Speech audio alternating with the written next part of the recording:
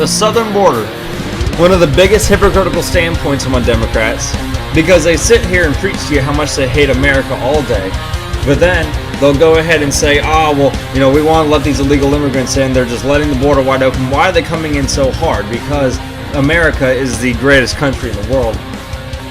And it totally backfires on the Democrats what they think America is, or what they want you to think they think America is. They know what they're doing. They're not stupid. They're not stupid at all. They're not stupid at all. The border is a huge issue. Massive issue. We've got thousands flooding through daily. We have well over 20-something million illegals already in the states already. Just flooding all over every state, especially along the southern part of the U.S. Texas, Louisiana, Alabama, Arizona, New Mexico. California is probably the biggest one, if not the biggest one. How crazy. Breitbart's already announcing today, DHS frees 8,500 illegal immigrants in 8 days. 204,500 released in half a year. Half a year. I forget what the projection is supposed to be. I think it's supposed to be about 400,000 to 500,000 this year to just be released. Maybe more than that. I might be conservative on this. I got to go look back on this number again and just do a whole report on that, because that's ridiculous. They're flooding the border, and ICE and CPB patrol down there. I mean, they're destroying the border as we know it. And that's why we have to have a wall. We have to have some kind of structured barrier to make sure that there's no flood of illegal immigrants. People think that there's so many TV shows, all this propaganda stuff coming out saying that people that want the wall hate Mexicans, hate immigrants, hate all this, hate anyone that's not white, which is not true whatsoever. I don't hate anyone that's not white. I'm half Dominican, and I don't hate anyone that's not white. Okay, my family came in here legally. Through the structure, as complex as it is, maybe it should be simplified. I think it should be, because it is pretty damn complex. But they came in here legally, like they should, and they pay their taxes, they do their dues, they work, what have you. And they made something of themselves. Way more, actually, than probably your average, lazy white guy here. Lazy average Joe, or lazy average Sally. They actually get off their ass and work. Hispanics are one of the best hard workers you'll ever meet. For the most part, they work very hard, but the strategy of getting in here, the illegal strategy of getting in here, is not the way to do it, and that's what we're trying to put forward, and that's why they're brainwashing so many individuals into thinking this. They ultimately, the border is open for the North American Union Plan, for trade deals, for NAFTA, all this stuff, the superhighway. It's a huge deal. It's huge. It's to destroy America, bring in the third world population, to destroy the first world populations, because we're not having children anymore. So they're replacing us, getting more Democrat voters so they can keep Democrats in power forever.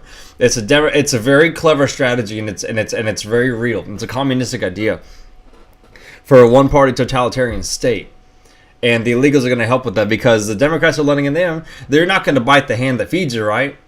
Although you could almost say the very opposite of that, when illegals were pretty much biting the hand that fed them when Nancy Pelosi at a rally several months ago, if not, I think last year. God, time flies, don't it? They were chewing her out at a rally. She's not as hard left. She's not progressive enough. She's not AOC status, brother. She's not that hardcore. Bring down America via third world populations flooding into America. Mexico's helping with that. Canada's helping with their own problems. Canada's having their own problems up there with migrants and everything. The northern border is not nearly as strict as the southern border, just because the crossings aren't as common. I mean, the southern border is a perfect prime location with all the trails, all the water, all the complexities for people to try and find their way into here. It's very complex, it is.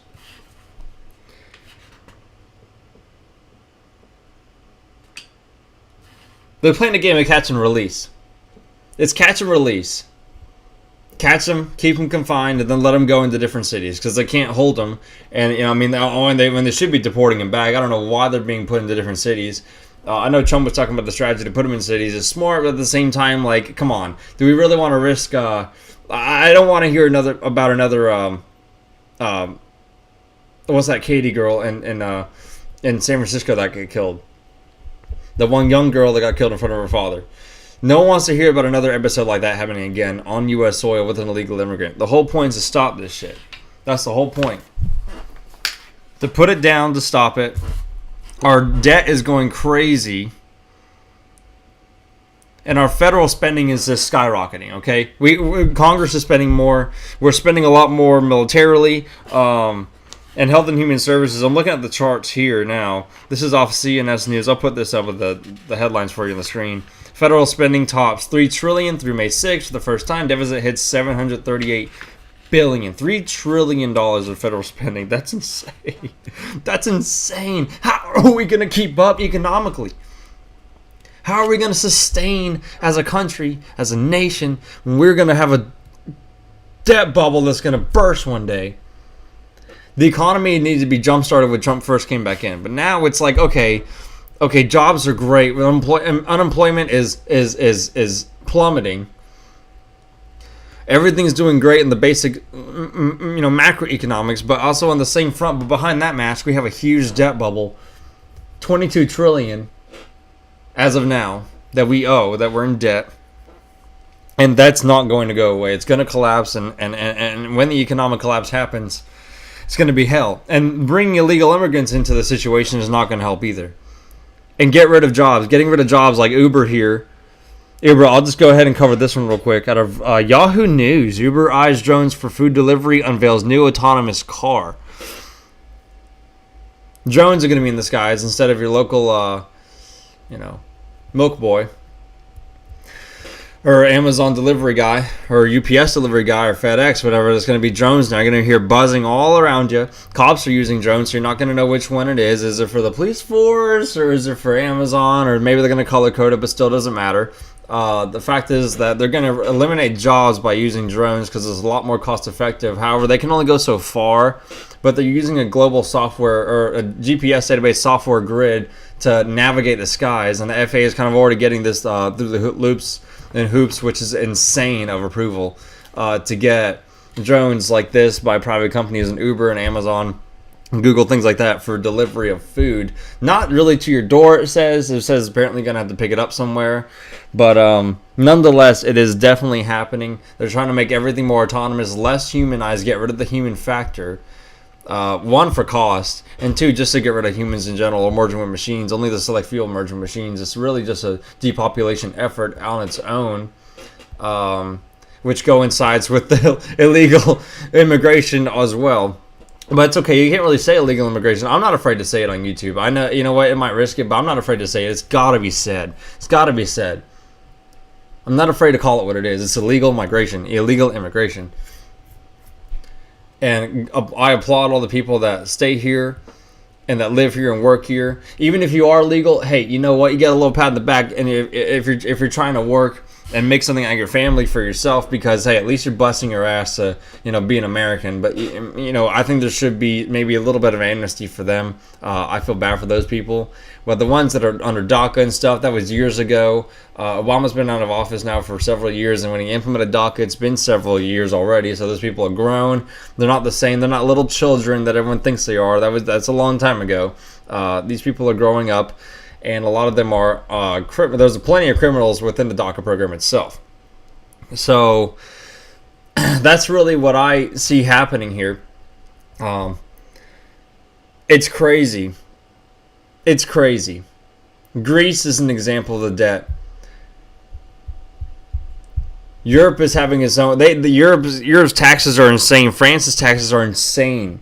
They're up in this 70-something percentile, almost 80 percentile range, if not at 80 percentile range, for taxing of the upper class there. That's not how you run. That's not how you keep a good deficit. And honestly, I think the best case for this is a flat tax. I think a flat tax definitely should be implemented, just because it probably would save more on the consumer than a lot of money, and those who want to spend more on goods, which gives the economy a nice jump start as well. Lowering the taxes was great, but at the same time, I think if we can eventually slowly work our way down to a flat tax, that would be even better. and maybe save some jobs. It's crazy. It's so sad. It's so sad how it all correlates together, and people don't understand how it does on a global scale, on a macro scale. You just kind of looked at the zoom in a little bit, look at the microscopic pinpoints, look at how the dots connect, put it together. It's pretty insane. But it's okay. They just want a society of lazy, dumbed down people. That's what they want. That's exactly what needs to be implemented under their eyes, and we need to fight in every level to stop this. We're gonna see if we can do a phone interview for the next segment, and see if we can get Jeff's point on this, Jeff's take on this, what he believes, and with Iran and everything. But for now, you guys like my page on Facebook, and follow my YouTube channel, the Justin Comer Show. And spread the news. Follow my articles. I put articles all the time. I'm actually just getting news too that Sarah Huckabee Sanders is leaving the White House very soon. I'll get more details on that, and I'll probably do another podcast sometime soon about that as details emerge about her departure soon. You guys have a good rest of the day. We're gonna see if we can get Jeff on the line here in the next segment. But stay right here. Stay tuned on Justin Comer's show, and we'll be right back.